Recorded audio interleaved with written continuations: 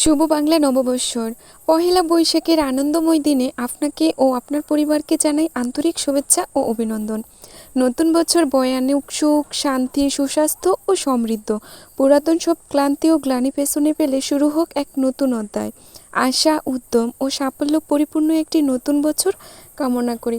সবাইকে আবারও বলছি পহেলা বৈশাখের শুভেচ্ছা। আমি যদি ফেসবুকে নাই আসতাম, আমি কখনোই কখন কোনটা উদযাপন হচ্ছে, কোন দিন বিশেষ স্পেশাল যে দিনগুলো আমি কখনোই বলতে পারতাম না।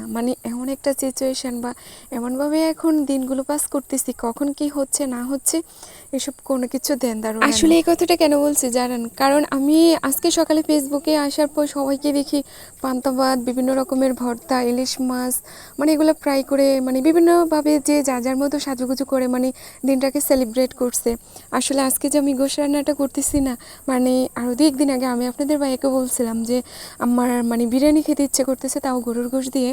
তারপরে গতকাল আর কি আনছিল, তো পরে আনার পর আজকে যখন আমি রান্না করতেছি তখন ভাবতেছি যাই হোক, আজকে যেহেতু একটা স্পেশাল দিন আজকে একটু সবাই ট্রাই করে একটু ভালো মন্দ রান্না করার জন্য। সেই সাথে যেহেতু পয়লা বৈশাখ, ওটা পান্তা ভাত দিয়ে বা ইলিশ মাছ ওইভাবে হয়তো সেলিব্রেট করে, তা ঠিক আছে।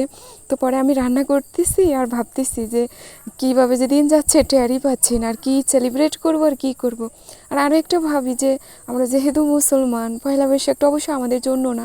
তারপরে এটা যার যার ওপিনিয়ন যে কে কীভাবে এটাকে সেলিব্রেট করবে নাকি, সেটা যার যার ইচ্ছে। আর ও হ্যাঁ, আরেকটা কথা বলতেছি, এটা আমাদের গ্রামে আর কি নানি দাদিদের মুখে শুনতাম। এটা হয়তো কুসংস্কার বলা যেতে পারে, টোটালি কুসংস্কারই। তারপরে বলি যে বছরের প্রথম দিন নাকি একটু ভালো মন্দ রান্না করে খেলে নাকি, বা নিজের দিক থেকে নিজেকে পরিপাটি করা, একটু আনন্দ করা, এটাকে উপভোগ করা। আর যেহেতু পয়লা বৈশাখটা একটা ট্রেডিশনাল, বাঙালিয়ানা যে কোনো সব কিছু, তো এগুলো করলে নাকি সারাটা বছর নাকি ভালো কাটে, ওইভাবে ভালো খাওয়া যায়, ভালো চলা যায়, সব কিছু করা যায়। আপনারা কেউ শুনছেন কি না, জানছেন কি না, কুসংস্কার হলেও যদি কেউ আপনারা শুনে থাকেন তাহলে প্লিজ কমেন্ট করে জানাবেন। আসলে মনটা যে কী চাচ্ছে, মনের উপর দিয়ে যে কী হয়ে যাচ্ছে, কি হচ্ছে আমি নিজেও জানি না।